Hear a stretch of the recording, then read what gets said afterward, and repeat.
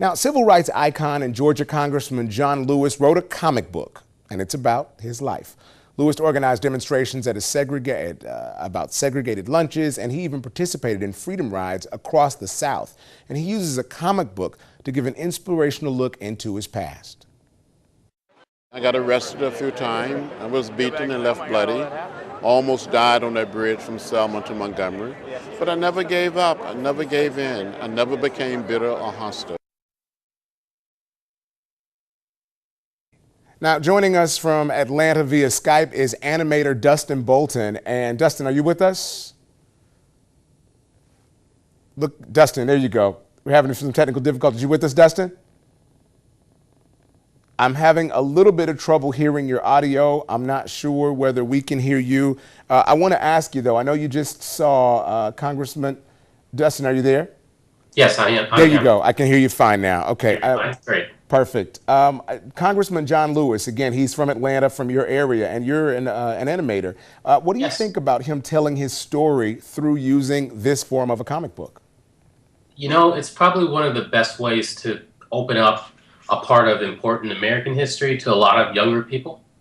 The great thing about the comic book format for a lot of people today is that people who tend to flock to comics and read a lot of comics, they actually tend to have like a greater depth of concern for history, concern for, you know, something typical for comics, the backstory. So when you're talking about something as important as the modern civil rights movement, all the way up until now, when you have like a figure like Congressman Lewis who's still alive and can tell this story, this is a great way to introduce that concept and those stories and that real history to a new audience that actually can appreciate that. I think it's a great document. Are you surprised that by him being at Comic-Con right now, or this weekend when he was at Comic-Con, for him to get the reception that he did from so many people, is that surprising to you, being in the industry? It is a little bit of a surprise because you just don't know, like, the fanfare that can happen. But the only surprise that's not there is that the amount of support. I mean, you have, with comics, you have people that are, you know, passionate people. They follow something because they have a passion for it, and they also like to follow people that are passionate themselves, and that's just the nature of the medium. It's just great to see something like a historical political figure actually be able to be received that way.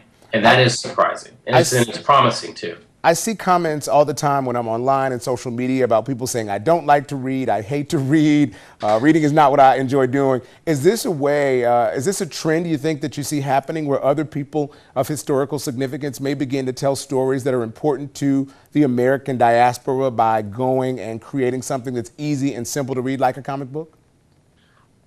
Definitely. I think the interesting thing about reading is that most people do read, and it's a way of gathering information and kind of getting the gears moving in your head and kind of imagining something outside your day-to-day reality. So with something like a comic, of course, so many people will, you know, take on that medium. I mean, comics right now drive the Hollywood machine, so why wouldn't it drive the machine of education or exploring the past? And we're told again that Comic-Con, this is one of the most successful Comic-Con conferences ever in the history of Comic-Con. So it's interesting that not only is it so successful, but John Lewis is finding a brand new fan base there. Thanks so much for joining us. Thank you.